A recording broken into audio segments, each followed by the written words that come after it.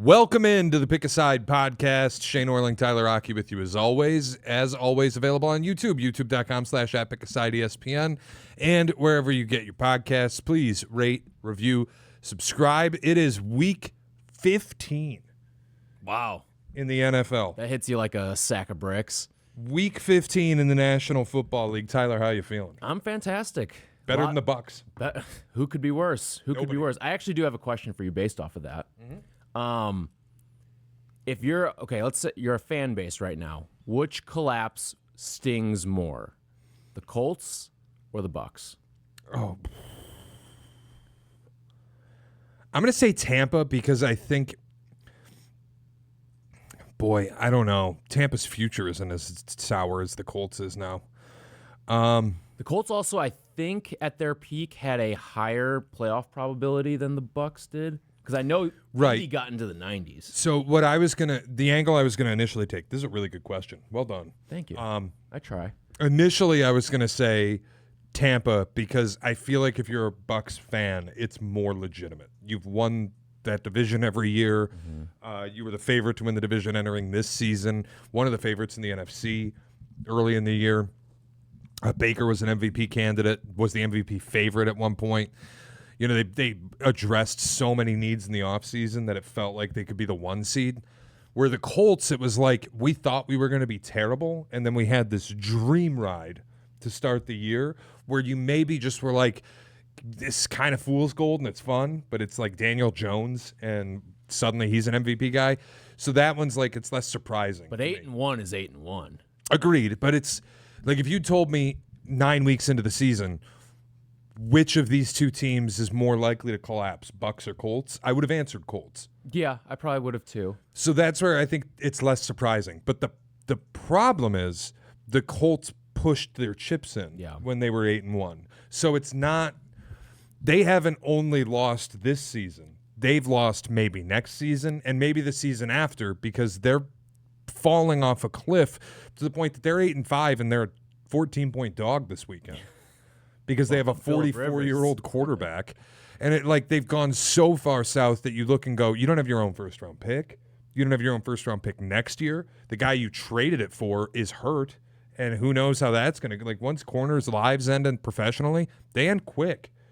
So I just the Bucs will be back, and you can kind of explain it away as, yeah, Baker Mayfield tore his labrum and is playing through it again, but he'll be good next year. The Colts, it's like... The thing is, doesn't he tear his labrum like every other year? I know, but I'd rather have the hope that Baker's going to be healthy than be the Colts and God, we have no first-round pick, and we don't have the ability to pay Daniel Jones, and Anthony Richardson sucks, and we're resorting to a 44-year-old so that hopefully Riley Leonard can be serviceable in 2026. It's just terrible. I will say the other part of Tampa Bay, I know they lost last night in excruciating fashion, but there is something to... You look at that receiver room when it's whole, you get Ibuka, Godwin, Mike Evans, and then Jalen McMillan was back last night too, made a couple nice plays. If you have a quarterback who's fully healthy, and especially one that can play at Baker's level with those weapons, and Mike Evans still has it. He's still got it. Well, and let's be their offensive line has been compromised all year. Gedeke's been hurt. Tristan Wirfs started the season hurt. They haven't been able to protect Baker. Bucky Irving died. They haven't really been able to run the ball. He's been back. He looked good last night in spurts. So there was some weird stuff last night in the game where how Atlanta comes back from a manufactured 3-possession deficit. It was unreal. And it was a credibility moment, I think, for Atlanta a little bit where that's the high watermark and let's just fire everybody now because it's never going to that was it. That was the moment for this regime. All of these teams that get entire staffs blown out at the end of the year, there's always a charity win somewhere down the stretch. Last year with the Bears, you got your charity win against the Packers on the way. I get that Eberflus was already gone at that point, but to clear everyone else out, you got your little win against the Packers. It happens every year. There's the spark, and then you see the star of the team on SVP or the Thursday night primetime game recap show and all that. That was Bijan Robinson yesterday, who maybe he shouldn't have gone on some of those shows. But. Todd Bowles was a little upset after the game. No, I thought the big winner last night was Carolina. Because now, seriously, look, man, they're going to win the South. Yeah. And I don't feel great about Carolina this weekend going to New Orleans, but twice against the Bucs, the way the Bucs have played, I think the Bucs are done. I think they know they're done. The winner of this division, like we talk about, the AFC North might be 8-9. The winner of the NFC South might be 8-9. Yeah, seriously. Now the good thing, well, I will say, if the Panthers are going to win the division, they're at 7-6 right now. They'll have to get at least 9 wins, right? They'd have to beat Tampa twice. Yeah. They really only have to beat them once. They have to split with Tampa, and then they control their destiny the rest of the way. So and they have New Orleans this week, which maybe is a little. Well, yeah. You look at the lines, because reeks of a trap spot. But. Tampa's at 7-7. Mm-hmm. So yeah, even if Carolina loses to New Orleans this week, which I do think is a distinct possibility. Mm-hmm. In fact, I'll tip my hand. I really like that possibility. You just split with Tampa and win your other game, you probably will win the division. Yeah. So. It's stunning, man. The rest of the NFC, we talk about the NFC being a bear with like the NFC North and the NFC West. Then there's the NFC South and the NFC East, where it's like, will somebody just please decide they want to win the division? Yeah. Mm-hmm. Like Philly's not taking a hold of it, but even when Philly's giving it to Dallas, Dallas isn't taking a hold of it. It's theater, man. It's kind of like the theme of this weekend, too, because this weekend is like every game is either a total dud or is like one of the best games of the year. I will say I feel worse for Tampa than I do feel bad for Indy, because I feel like it sucks for a fan to. The thing about Indy, though, is like I'd rather have the front office that will push the chips in, and you can't. People are doing the thing now where it's like, oh, you should have seen this coming, that Daniel Jones would. Nobody could have seen that Daniel Jones would break his leg and then tear his opposite Achilles. Yeah. You can't do that. The other part, too, is there is something to pushing your chips all the way in, and then there's something to pushing your chips all the way in like a modern football intelligence way.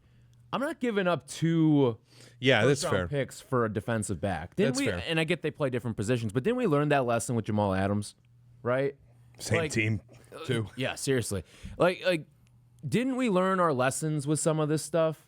And I can't believe like we're still in this phase now where it's like, all right, we're gonna go out and we're gonna continue to make some of these moves. Like, if you're going to go all in for something like that, I'm going all in for a pass rusher. Yeah. Not to say that there was really any big time pass rushers that were available for 2 firsts at the deadline, but that's what I'm pushing my way all the way in for. Sure. I'm going all in for maybe a stud wide receiver. Obviously, no one's really trading a quarterback of that magnitude, a 2 first-round pick quarterback midseason, but that's how I'm pushing my chips in. I just feel bad for Baker. Yeah. I feel bad for both fan bases. It sucks. I feel for Baker because I feel like he's a winner.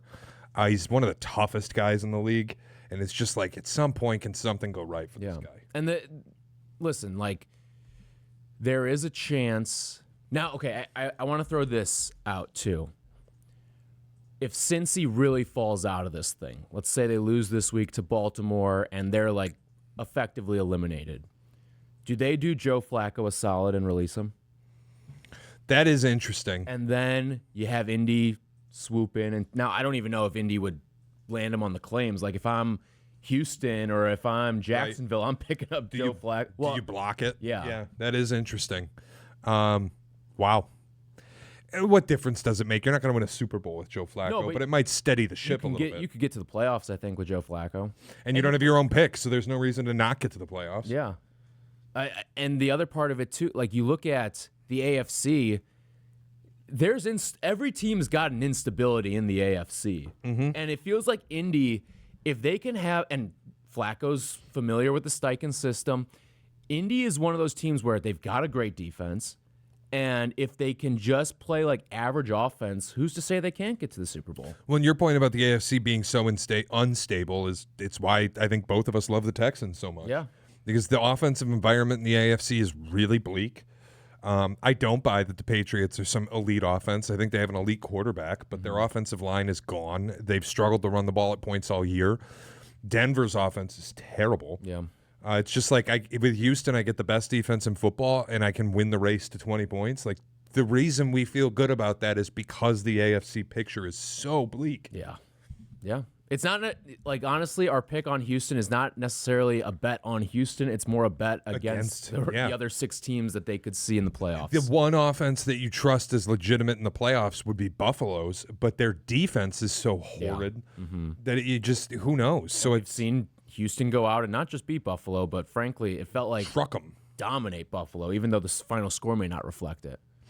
Okay, you want to get to the games? Let's do it. So I'm going to do it a little differently. Obviously, we're going to go through all of them, but I'm going to start with the more intriguing ones and then kind of double back because, like you mentioned, there's a lot of duds. I think, what do we have? We have 4 double-digit spreads and a 9.5 that's probably going to get to 10 by Sunday. Yeah, like it's a lot of duds. So I'm going to start with the more interesting stuff, and then we'll double back for rapid fire on the other games. Okay. Most of those I have no interest in betting. Same. But we'll kick off right at noon on Sunday, which is Chargers-Chiefs in Arrowhead, with the 6-7 Chiefs installed as a 5.5-point favorite over the 9-4 Chargers, who have a win in hand over the Chiefs.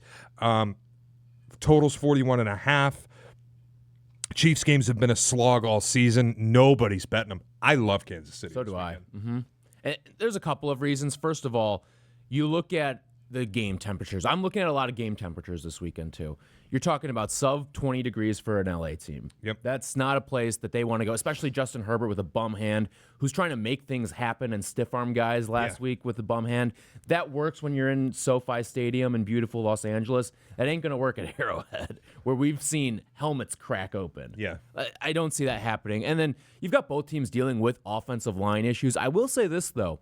Remember last week on Sunday Night Football, you had Wanya Morris go down. You were out both of your starting tackles to start, but then they put in Isapole after Wanya Morris goes down in his first series, and they were highlighting him because you thought a third-string tackle, you're going to be picked on all game long. Yep. He actually held up pretty nicely against Danielle Hunter and Will Anderson, all things considered. So maybe Kansas City found something there. I'm also expecting a pretty heavy dose of Kareem Hunt in this game. Now, the one thing that scares me is laying 5.5. Yeah, you're in the dead zone. And I was just going to ask you with the way that you're setting it up and the way I would look at it, which is Chargers having so many offensive line issues, down both tackles, going on the road, cold weather. You can't keep Herbert upright. You got to deal with George Karlaftis without starting tackles. Like, there's just a lot of stuff I don't love for the Chargers producing offensively. The problem with laying 5.5 with the Chiefs is you have to trust them to produce offensively. Yeah. And they haven't in 2 months. Did we just play an under? What are we looking at, 41.5? Like, is that safer than laying 5.5? I know we both like the Chiefs in the game, but is it safer if we just play the under? Probably. 41.5 is such a low number in the NFL. I know. And I wish if it were 42, I'd be a little more intrigued. Yeah, you get to a better key number there. I like the Chiefs side. Yeah, man. no, I do too. I still feel like this is probably like a 20-10 game, and it feels like their last resort. I don't think it changes their outlook for the season. Like they've gone 1-4 in their last 5 games. A win here doesn't really help them. They need everybody else to fall apart. Yeah. But I just think it's a bad scheduled spot for the Chargers. Yeah, All right. I agree. Laying the 5.5 week with the 2 Chiefs. for LA. Patriots Bills I think is really interesting. Yeah. Patriots in Foxborough at home. They won the first matchup, I think 23-20 final. Yes. But it felt like a bigger disparity. Like the Patriots kind of controlled that game. Yeah. Totals 49.5 indicates a ton of offense. I think has to do with a lot of the injuries on the Patriots defensive side and obviously Buffalo's ineptitude on the defensive side. I like the Bills. I do too. Okay, good. Oh, we are walking hand in hand this week. Just the way that you look at what New England has done, and I'm not here to discredit what they've done, but if you take today's standings, you know the last time New England has played a team that today is above 500? Probably the last time they played Buffalo. That is correct. And that was October 6th. Yeah, it's been forever. So I just look at New England's a team who, like, you look at, even looking back at that game, it was a weird game. Remember all the turnovers in that game? Yep. So Buffalo had 11 penalties for a team that's relatively disciplined penalty-wise, and they lost a turnover battle 3-1, but had a nearly 35 to 25-minute time of possession advantage and lost by 3. So, like, yes, there were components of that game that it really felt like New England blew them out. But there were also components of that game where it was like, Buffalo really should have had a much better chance. And Josh Allen had one of his worst games of the season. And this is a much more important game for Buffalo than it is for New England. Like New England, you feel pretty good that you're in the playoffs right now. This is probably your only real stiff test the rest of the way. I'd have to look at the rest of their schedule. But for Buffalo, this is, I mean, you're living on the knife's edge every single week to get into the playoffs. And hey, if somehow New England does trip up along the way and you win this game here, you could find yourself still with an outside chance to potentially win the East. Yeah, I also just think you get to December, this time of year, with a young team like the Patriots, dealing with some injuries. A lot of these guys haven't played this deep into a season, still playing meaningful games. And you've got a really young quarterback who's played awesome and deserves to be an MVP favorite. But Josh Allen has been in this spot so much, and he's playing so well right now. Yeah. Just asking me which team I'm going to trust in a spot like this, it is Buffalo. I am also somebody who thinks it's really difficult to beat a team twice in an NFL season, especially as an underdog twice. So I really like the Bills. I'm going to lay the 1.5. Right. It was honestly quite close to a quad bomb, but I don't think I'm going to have one this week. If any, that was kind of the spot. I really just. The way Josh Allen's playing right now, it feels like he's on a mission. And I know it required Joe Burrow turning the ball over twice in the game last week against Buffalo. Cincy, they didn't cover the spread. Yeah. But only laying 1.5. I just like Buffalo to win the game, so I'm going to play them. Baltimore and Cincinnati. I don't know what to do here if I want to bet it at all. Dude, I don't know what to do with Baltimore week to week. I don't either. And I don't know what to do with Cincy. I'd lean towards fading Baltimore every single week, but it's just sometimes the opponent kind of dictates, it's probably best to stay away. So the problem I had is I kind of like the Bengals to win the game. I know they already beat them, and big divisional home dog kind of stuff. Yeah. The problem is everybody's betting the Bengals, which immediately scares me off of it. I kind of like an under if I had to play anything. The number's enormous. And I know it's gonna be 10 degrees out there too. I know Cincy's defense bad, but I also think Lamar has not been good, and the Ravens' offense has not been productive. On the Bengals side, we saw Burrow can turn the ball over. They can have problems. I didn't like what Burrow's comments were this week at the presser. It felt a little dark. Is this the Nance Romo game, or is this Ian Eagle, J.J. Watt? I have no idea. Can't you see going to break or not even going to break? He finds Chase down the sideline or something, and then the announcer's just going, "Oh, he's having fun now." Packers Broncos has to be Nance. Oh yeah, Romo. That'll be Nance Romo. But this will be this is Ian Eagle's call is going to be he's having fun now on one of his touchdowns to Burrow or Higgins. You almost can hear it, can't you? Chase or Higgins. I think it's a no play for me. It would be the Bengals, but I'm just not that it's gospel. I'm just scared everybody's betting. Yeah, no, I feel the same way. I saw the bet data and I was like, ugh, damn. I was kind of hoping everyone would be all in on Baltimore, making this kick towards the final stretch, but bounce back spot for the Ravens after what happened last week against the Steelers. I'm rooting for Cincy in this game, but I've got no dog. I'm pulling for Cincy to win this division at 8-9. It would be fun, and I think they're a threat legitimately if they can get into the AFC playoffs. You wake up Burrow, you wake up Chase. Do you think Burrow's going to retire early? I don't think so. I think he'd go to another team before he retires early. I've been saying for months, and people laughed. I think Cap and Hood laughed when I first put it up. I think he's going to demand a trade this offseason. It wouldn't shock me. Yeah. He just seems sick of being there. Yeah. It would be under, and it would be Bengals, but I think it's a no play. I do think if you want to put teasers together, the Bengals make a great teaser leg. Yeah. You get that thing over 7 and 7.5. I like that. All right, Cleveland, Chicago. Bears laying 7.5 points. It's the largest they've been favored by since 2020 against Jacksonville. Largest at home since 2018. Total's 39. This is going to be one of the coldest games in the history of Soldier Field with a potential negative 25-degree wind chill. I think it's Browns or pass, but I'm not especially excited to bet it. Mm-hmm. I do think under 39 is really nice. Yeah, I kind of like that. I think this game's going to be held mostly on the ground. Going back and watching some of Cleveland's performances too, I think that you're going to see the Bears run the ball at Myles Garrett and run screens away from Myles Garrett. Mm-hmm. Just kind of try to wear him out and take him out of the game altogether. I don't think they're going to put much on Caleb's plate, nor should they. Given the temperatures and given the opponent, Cleveland's got a fantastic defense. I actually lean the other way. I lean Bears. I don't feel strongly enough to play it. This is a Cleveland team that could be without 4 of their 5 starting offensive linemen. Shadour's a quarterback that holds the ball for a long time. Yeah. And I know that this Bears defensive line doesn't get pressure, but they get the type of pressure that I think thrives against what Cleveland is going to present them, whereas it's a quarterback who holds the ball for a while. Like, the Bears got after J.J. McCarthy a little bit. It's a good point. Montez Sweat is the king of the 4-second sack. The elite pass rushers are getting there in 2.5 seconds. Montez Sweat's getting there in 3.5 to 4 seconds. And that's, I think, a situation that's going to present itself a lot in this game. I think Sweat could come away with 1.5, 2 sacks in this game. And Shedeur, like, he's a running quarterback, but he's not the quickest guy. Like, he's gonna try to run the ball a little bit, but he's not the fastest guy back there.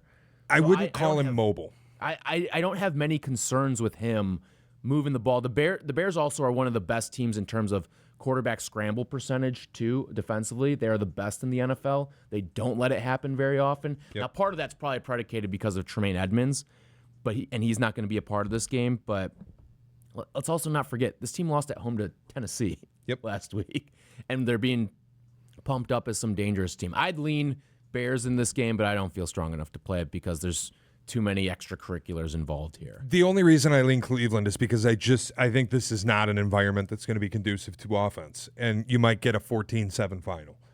I agree with everything you said about Shedeur. I think everybody's a little pumped up with holding their chandelier about Shedeur going for 360 last week. I didn't think he played very well on watch back. I watched it back too, and I felt the same way. Like, I didn't buy it.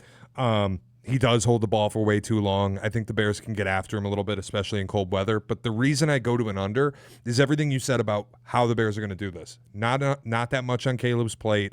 A lot of screens away from Garrett. A lot of running at Garrett.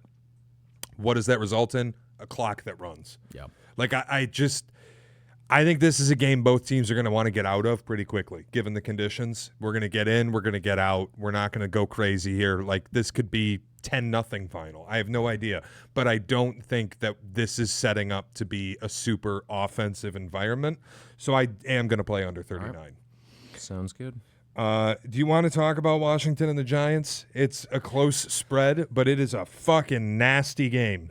Russell Wilson's going dark mode. Yeah. Whatever the fuck that means. To run third string quarterback. No, I mean, like, I really don't have any strong thoughts in this game. No Jaden Daniels, which is kind of odd to me because I still think he's a guy that needs reps in the league. And I get that he's coming off an injury, but Dan Quinn said at the end of the game, if this was a game of consequence, he's probably back out there. And for him to be ruled out on Wednesday, after those comments, that struck me as odd. I think it's just answering to the fan base with people asking, what are you playing him for when you get him hurt? You're going to end up losing him for next year. I get it. It's just, I don't feel good about this game at all. It's not what I'm going to watch, so I'm not going to bother playing it. Yeah. Rams-Lions, America's game of the week. Yeah. I really want to make this a big play. Yeah. It's a big game. I'm excited to watch it. Again, there were 3 games that I came close to just making a quad bomb. This was one, obviously, earlier, and then there's Packers-Broncos, which I was also interested. I'm really close. You could maybe sell me. I love the Rams. I do too. I love the Rams. I just think, and that's not to say the Lions are a bad team, but I just think the Rams are particularly a bad matchup for the Lions. You're talking about a defense that can get interior pressure, especially against this Lions offensive line, and you get Goff not being able to step into some throws. I think multiple picks are going to happen in this game. And then who's covering these Rams receivers, too? You're going to feel the absence of Kirby Joseph and Brian Branch in this game. It wouldn't matter if they had him, because you know what they can't do? They can't rush a passer. Yeah. And if you can't pressure Matthew Stafford, he's going to murder you. Mm-hmm. If your only answer for Matthew Stafford is we have to blitz because we can't generate pressure with 4, he's going to murder you. Especially with Puka and Devontae Adams. Like, he's got his full complement. I don't think this is even going to be close. Yeah. You want another little tidbit here?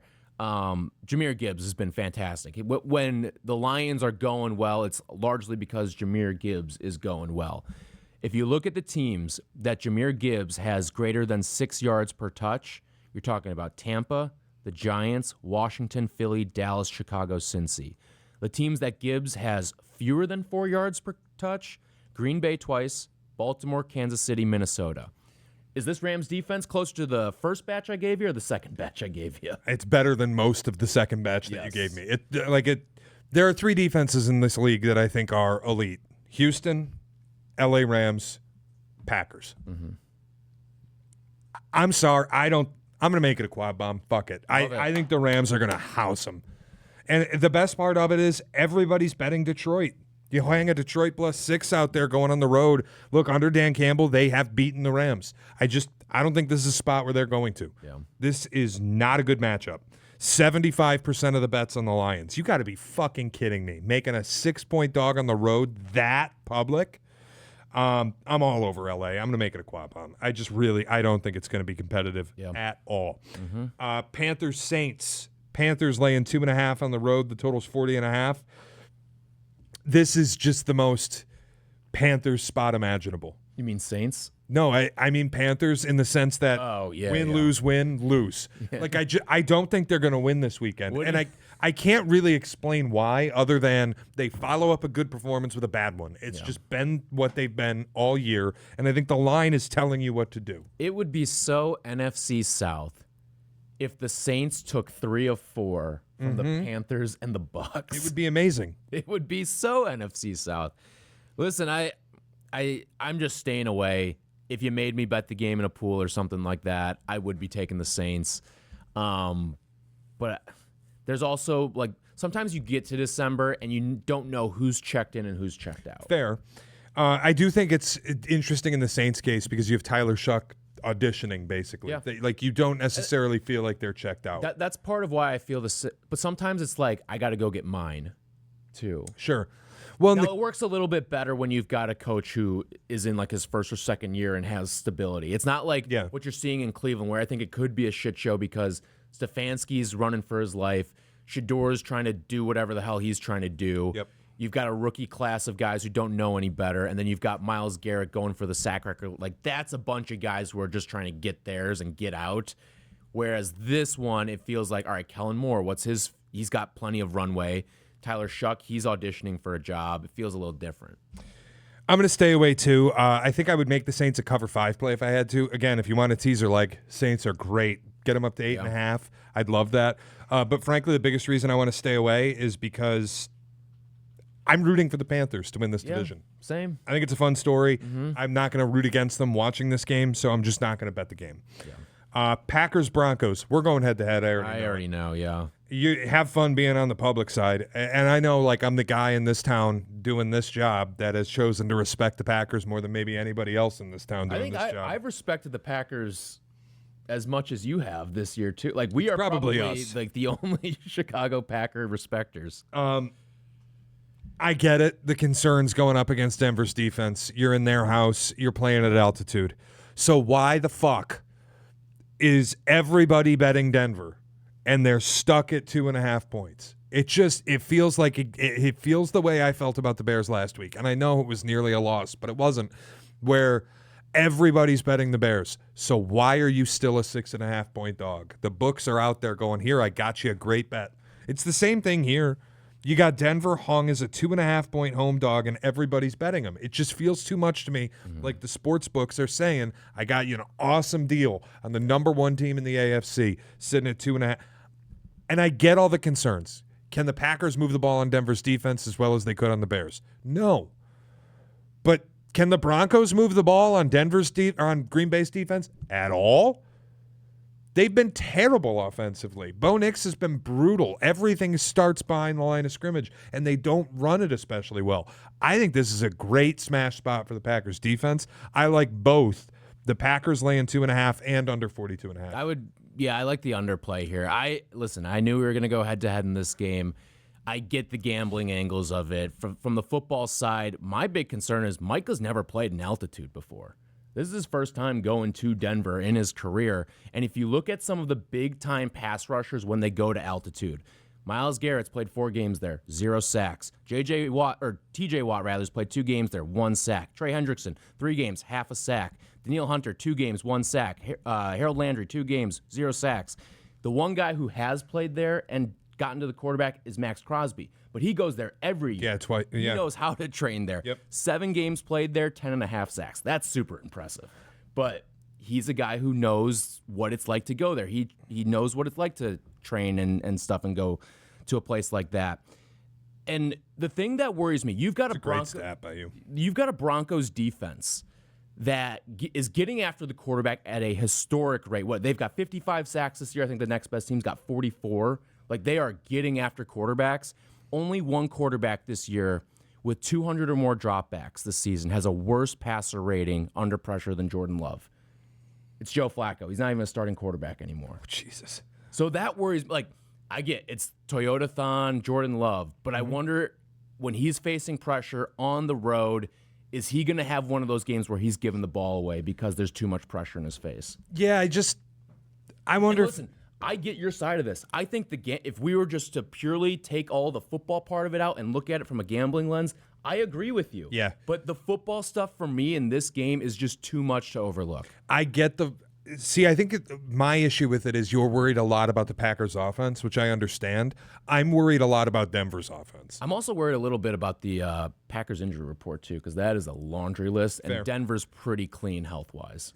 My biggest thing with the defensive side, and I get what you're saying with Parsons, but I've been so impressed with Jeff Hafley this year. No, I have too. In his ability to create exotic pressures. The way, like, he's deployed Micah Parsons not just as an edge, he's placed him literally off ball at like a linebacker position on delayed rushes. He's played him in the A gap. He's played him in the B gap.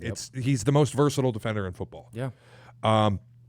He's also not an every down player. Right. So I feel like they can build in rest at altitude where they'll get him off the field. If you have to build in so many plays where he's off the field, how effective is he then? Understood. But it's the rest of their defense that has impressed me. Yeah. And I get, like, last week, the Bears leaned on him with their offensive line, got them really tired in their own building. What does that look like in Denver? One problem, Denver doesn't have the O-line the Bears have. Denver doesn't have the running game the Bears have.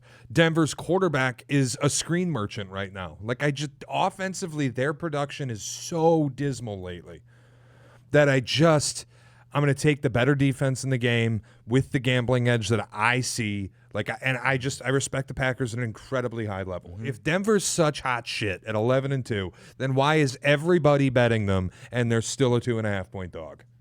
I get it. I'm excited for this game. Like, it's kind of like a real prove it type spot because I want to see what Love looks like against a defense like this, and I want to see what the Broncos look like against a team like this. Okay, Sunday Night Football, Vikings at Cowboys. Cowboys laying 5.5. The total's 48. Tell me why I can't bet Minnesota. I'm not going to talk you out of it here. Fuck, dude. Are you on the same side as me? No, I'm not. But I have a parallel play. I like under 48 in this game. Okay. I do too. Look, last week I ended up betting Minnesota. It was a secret play. It was off the pod. I said it would be Minnesota or pass on the pod, and then I heard Carmen going, I like the Vikings. And I'm like, you know what? If Carmen's doing it and I like it, then I'm going to play it too. Carmen's going to start doing meth soon too. You know that? I'm going to start doing meth too then. No, it's just Dallas was a really fun story in the middle of the year. But I think with Flores' defense, playing indoors, you get the ability to get after Dak a little bit. I like this to go under, and I know putting money on J.J. McCarthy right now is a fucking terrifying concept. He was good last week. He wasn't great. Extrapolate out and go, boy, he looks like a legitimate starting quarterback. He is still statistically the worst quarterback in football. Yeah. Did you see the power ranking? I think it was CBS. They put him behind Joe Flacco. They put him behind Phillip Rivers. Yeah, Phillip Rivers. I'm like, what the fuck? And someone was like, man, the disrespect. Yes. But he was saying it out of I get it. Yeah, of course. It just, did we see a little bit last week where okay, we can loosen JJ against some bad defenses and just see what he's got? Yeah. I think so. And I think the thing that people are forgetting amid this Cowboys run where they had a chance to kind of steal the NFC East, their defense sucks. It's horrible. Yeah.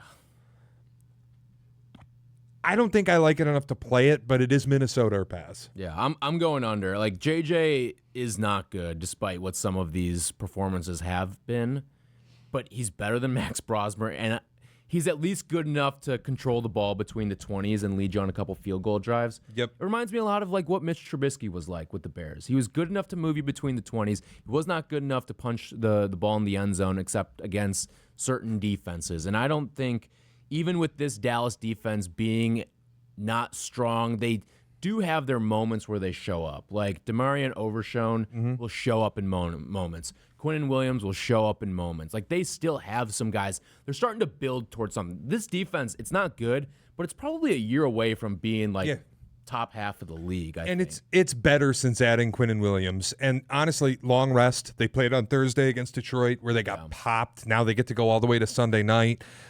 There's a rest advantage on Dallas, which drives me away from Minnesota. I'm not going to play anything here. I get where you're at with the under. It's Minnesota or pass for me, but I'm just going to stay away from it. Cool. Dolphins, Steelers. Steelers laying 3 at home, totals 41.5. Typically, this is pretty easy. Dolphins don't win in cold weather. One problem. They beat the fuck out of the Jets in cold weather last week, and they've won 4 games in a row. Are they good? They're fun, at least. Are we at a point where a little spoiled? Like we got to respect Miami? They're not eliminated. I will say this. I have a hard time seeing them turning the trick twice. Especially, like, night cold is different than day cold, too. Night cold, when you're playing Monday night for a team like Miami, it bites a little bit more. And I think that's where Pittsburgh can pop them. Like, I like Pittsburgh a lot this week. Laying 3. They're still really playing for something. Like, Miami's playing for something, but they kind of see the writing on the wall. It was Miami or pass for me. I don't like that they're the slightly public side. I'm going to stay away from it. Yeah, and Pittsburgh, too, is, like, their defense isn't great, but you've got, and especially their run defense, but Devon Achane may or may not play in this game, and even if he does play, he's going to be playing banged up in 15-degree temperatures. Yeah. Don't love that. All right, rapid fire time. Seattle laying 13.5 or 14, depending on where you're shopping at home against the Colts. This feels like a community let's bet a Phillip Rivers money line play. Like, college me would have sent a Phillip Rivers money line play here. I think it's Seattle or nothing. Yeah, I can't play the game. I love the story, though. Like, it is fun. On the Flacco meter, 1 to Flacco. How close does Phillip Rivers get to turn the clock back this week? 1. Really? You think he's just going to get killed? Yeah, I think he's done. Dude, you're bringing a 44-year-old who hasn't played in 5 seasons off the couch to go against a Mike McDonald defense on the fucking road?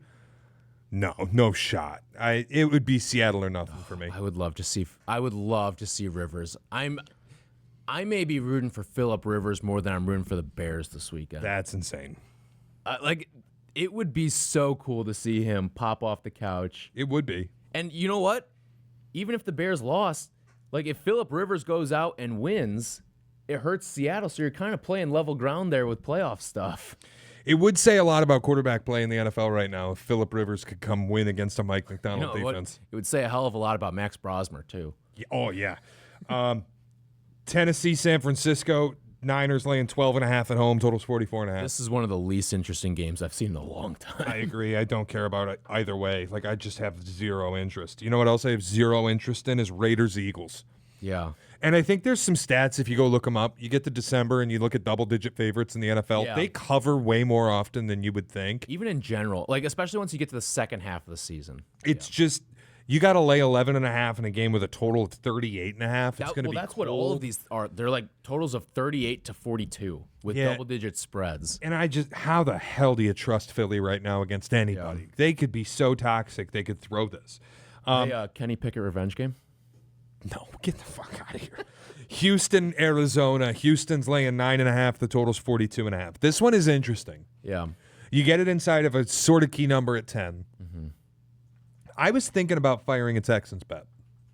I don't love it enough to play it. I don't either. There's not a lot of stuff I love on the board this week, but this is one that I don't love enough to play. And I could see this, too, being Jacoby Brissett just starts flipping the ball to the other team. Well, it's also, okay, like Houston has clearly entered the chat as like we were a couple weeks early, but now they have the respect from the market. Yeah. Are we getting a little over our skis making them a 9.5-point favorite against anybody? I don't think so, because I don't think their offense is terrible. Like, we'd be getting over our skis if this offense was ass. But I don't think it's bad. I think it's got potential to be like top 10 good. It's probably more like around middle of the pack right now. But if we get a really good CJ Stroud game, would it shock you if they win this game 35-7? No. So. No, I mean, they've done that to Baltimore in the past. Yeah. Like, they could easily truck Arizona.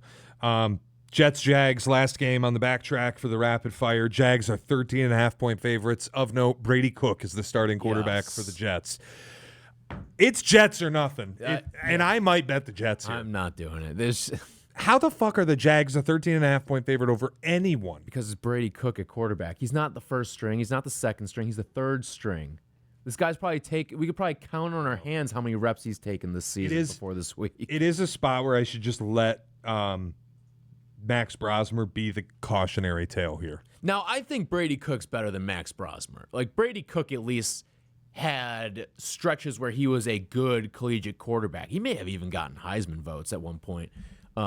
He was definitely getting Heisman buzz going into his final season at Mizzou. Yep. Max Brosmer, people didn't even know where he played college. Minnesota, right? Right. But, like, people didn't know until this year that he even played, like, big-time collegiate football. If you can even call Minnesota football big-time collegiate football. There's part of me that's like, Jags shouldn't be 13.5-point favorites, and you get a backup that, like, kind of makes the Jets interesting. But then it's, do I want to have money on the Jets? Yeah. No. Yeah. No, I do not. It'll be like, oh, not even like I wish I bet it, but like, yeah, it's Jets or pass, and like if I'm right, I'm cool with not having won anything out of my opinion. Correct. And if I'm wrong, I would hate my life if I had lost money again on the Jets. Correct. All right. Anything else before we get out? That's all I got. We're going to go get lunch with Potsy if anybody gives a fuck. That'll do it for Week 15. We'll be back next week on Monday with a recap edition for the NFL Week 15. Also next week, playoff starts next week, right? Or are we 2 weeks away? Yeah, with playoff starts next week. We're going to have to do the show on Thursday, maybe even Wednesday, because the playoff starts Friday. We got Friday night games. All right, so we'll do a show on Wednesday. We'll have college football playoff futures for you. Obviously, we'll have the first-round games. We'll do all of that, and then we'll be back on Friday with an NFL edition. Love it. Beautiful. This is another episode of the Pick a Side podcast.